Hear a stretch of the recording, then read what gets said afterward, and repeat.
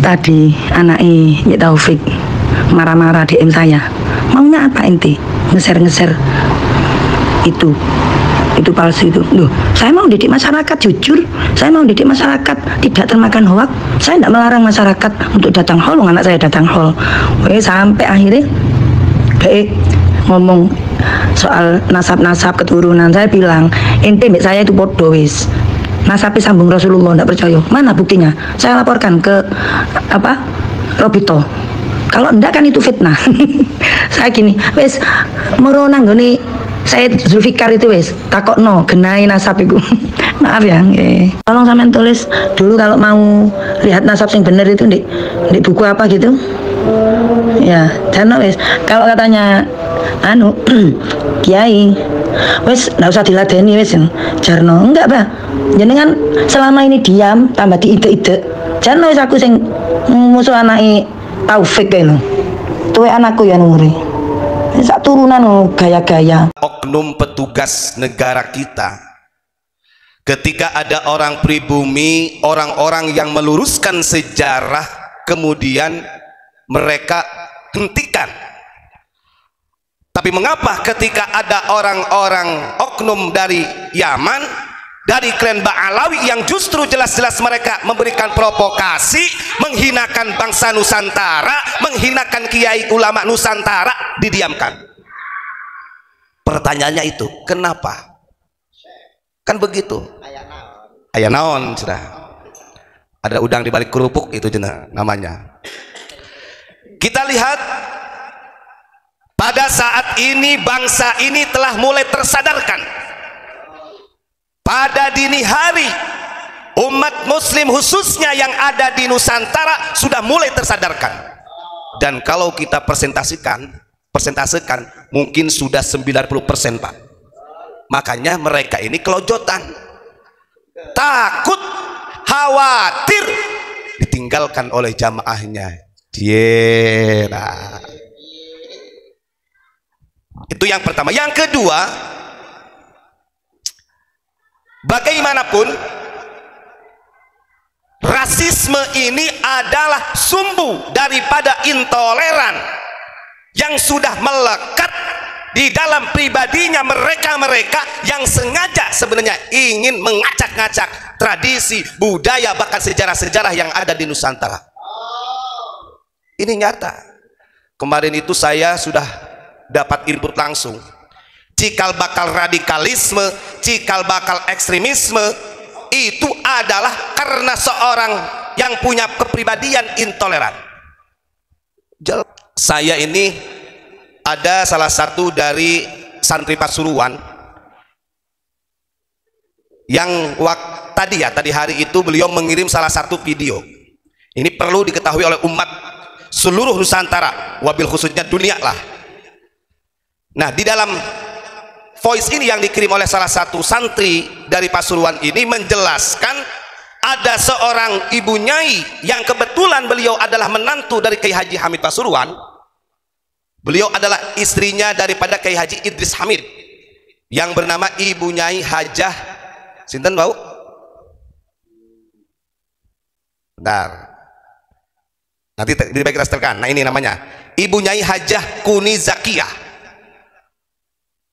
yang mana beliau menyampaikan beliau dilabrak melalui DM langsung dari salah satu anak ketua Robitoh Alawiyah.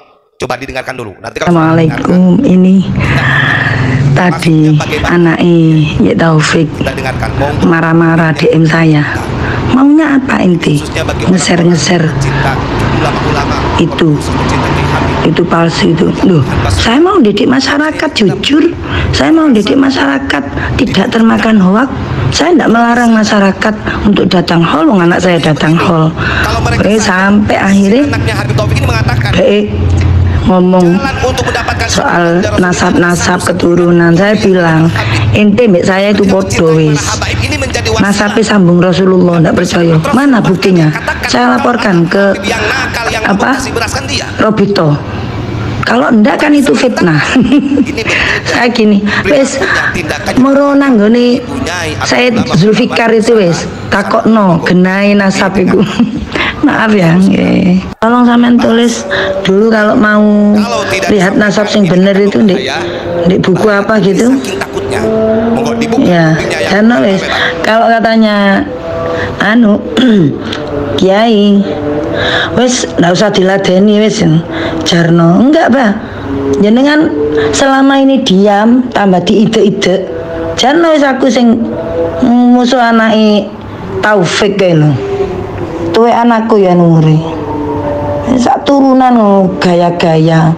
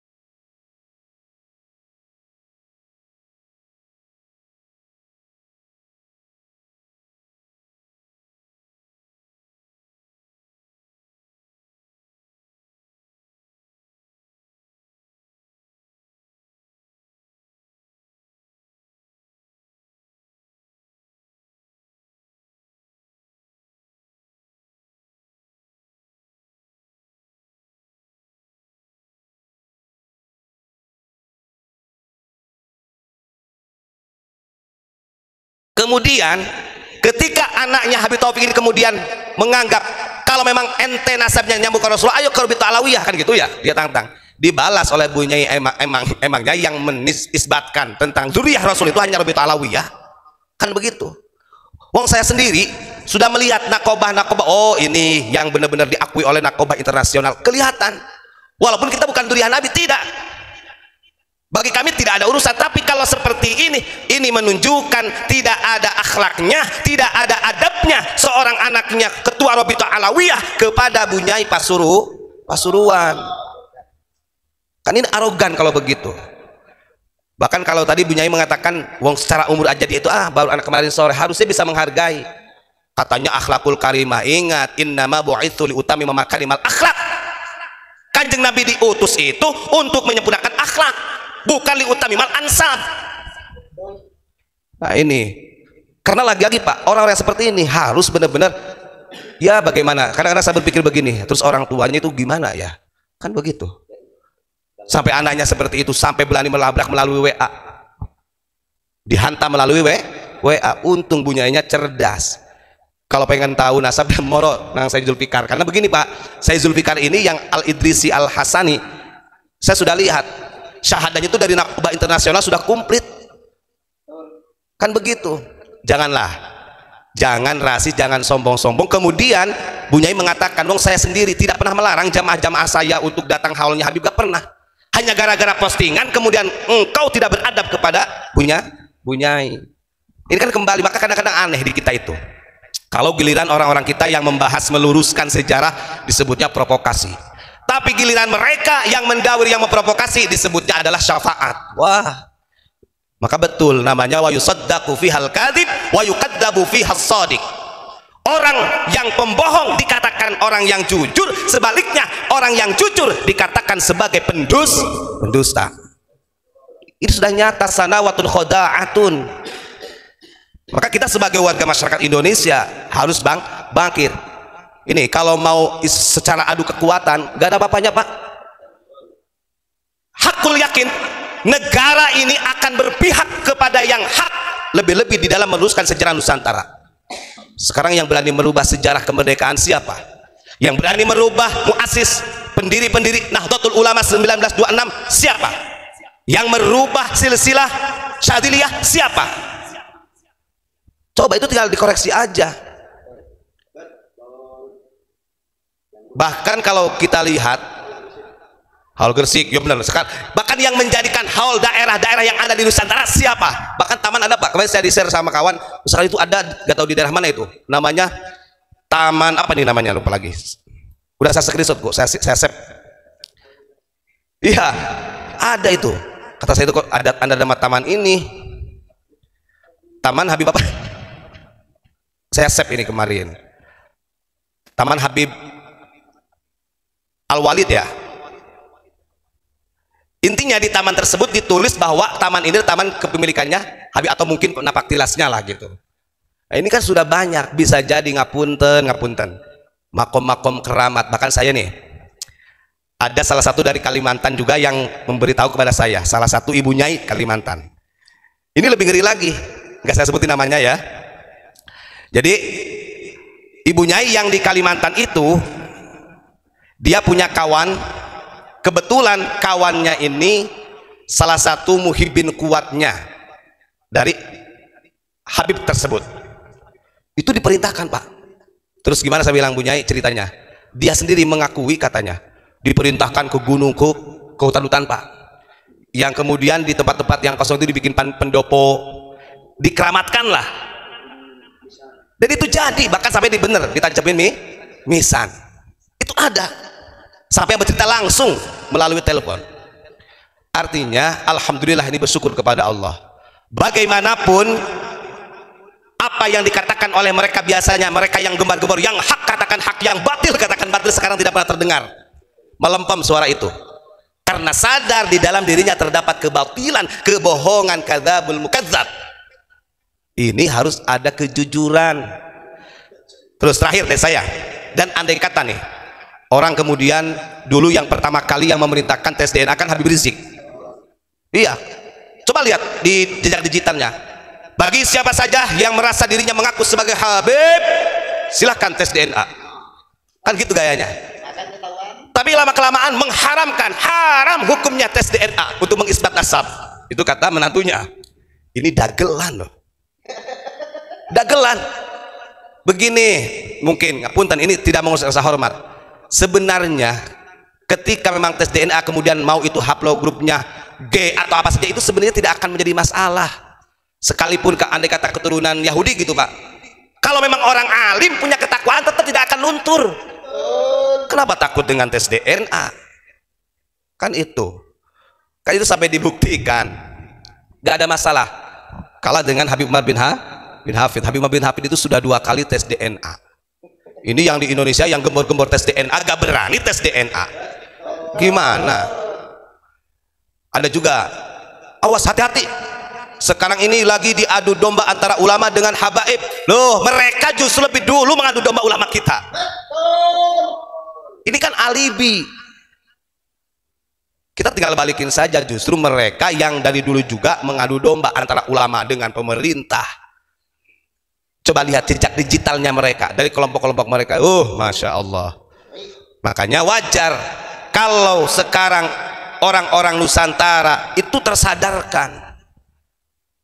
Karena mau tidak mau, mungkin sekarang tidak terlalu mengefek besar, tapi 5 tahun, 10 tahun, 20 tahun yang akan datang, betul seperti yang dikatakan oleh oknum Habib, Indonesia adalah milik Tarim. Pasti, Pak. Jawa milik Tarim. Itu pasti terjadi. Orang sekarang pakai peci kayak gini, coba kita lihat yang di majlis-majlis sholawat atau orang-orang yang ikut muhibinnya, sebagian kecil mereka yang menggunakan peci kayak gini.